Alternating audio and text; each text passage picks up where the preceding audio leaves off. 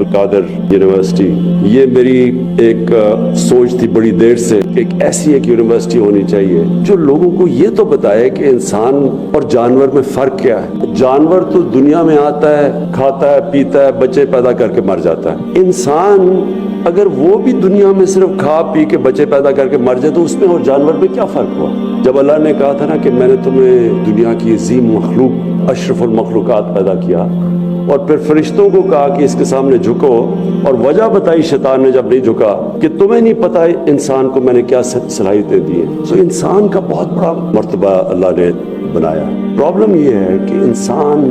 زیادہ تر دنیا میں عقل مند جانور کی طرح پھرتا ہے۔ القادر یونیورسٹی کا مقصد کیا؟ ہمارا جو دین ہے یہ کیسے لوگوں کی زندگی میں ریلیونس لے کے آتا ہے۔ بدقسمتی سے مسجد میں جو جاتے ہیں اور جو مسجد سے باہر نکلتے ہیں اس کی ریلیونس نہیں ہوتی، جو کہ اسلام کی جو بیسک ایک انسان کو کیریکٹر بلڈنگ ہوتا ہے، اس میں اچھے برے کی تمیز بتاتا ہے،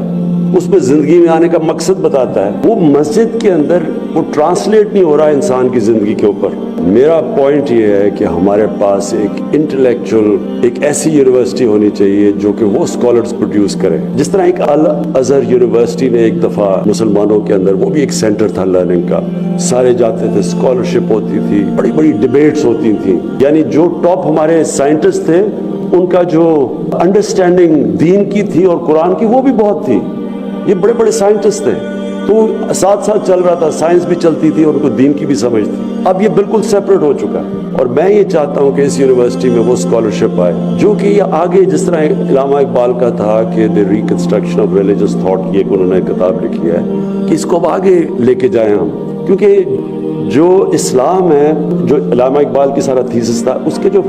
فاؤنڈنگ پرنسپلز ہیں وہ تو چینج نہیں ہوتے، لیکن باقی چیزیں اجتہاد اس سے چینج ہوتی رہتی ہے، وقت کے ساتھ وہ گرو کرتا ہے ہمارا دین، وہ اسٹیگنیٹ نہیں کرتا، اور وہ تب کرتا ہے جب کہ اسکالرز اس کیپبلٹی کے ہوں جو کہ ڈیبیٹ کر کے تھاٹ پروسیس آگے لے کے جائیں۔ تو القادر انشاءاللہ میرا ویژن ہے کہ یہ ہمارے ملک میں ایک ہماری سوچ کو ڈیولپ کرے گا۔ اس وقت جو ہمارا یوتھ ہے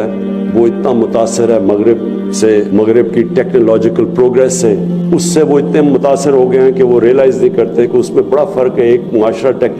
ٹیکنالوجی میں تو آگے چلا جائے گا، لیکن کیا ایک انسان ہوتے ہوئے ان کی گروتھ ہو رہی ہے یا نہیں؟ کیا وہ صحیح راستے پہ جا رہے ہیں یا غلط راستے پہ چلے گئے؟ ہمیشہ دنیا کی تاریخ آپ پڑھیں تو کوئی بھی ایسا سویلائزیشن نہیں ہے جو کہ ہمیشہ کے لیے اوپر جا رہا ہے، وہ اوپر گئے ہیں، کوئی ایسا وقت آتا ہے کہ وہ غلط راستہ پکڑ لیتے ہیں اور وہ نیچے آنا شروع ہو جاتے ہیں۔ کیونکہ میں مغرب کو باقی سب سے بہتر جانتا ہوں، اور میں زیادہ مغرب میں پوری طرح رہا بھی ہوں اور ایک حصہ رہا ہوں معاشرے کا۔ میں آپ کو یہ بتا دوں کہ ان میں کئی اچھائی ہیں، اور وہ اچھائیوں کی وجہ سے وہ اوپر جاتے ہیں، ان کی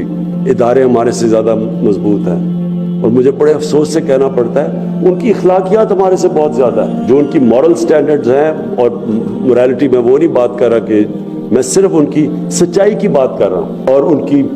محنت، تعلیم، اس میں ہمارے سے زیادہ آگے نکل گئے۔ لیکن جو ان کی تباہی ہے وہ ان کے فیملی سسٹم کے اندر ہے، اور فیملی سسٹم ہوتا ہی اس کا تعلق دین کے ساتھ ہے۔ یہ کسی نے کہنا کہ جی آج کل اگر وہ فیملی سسٹم جا رہا ہے تو یہ ماڈرنٹی ہے،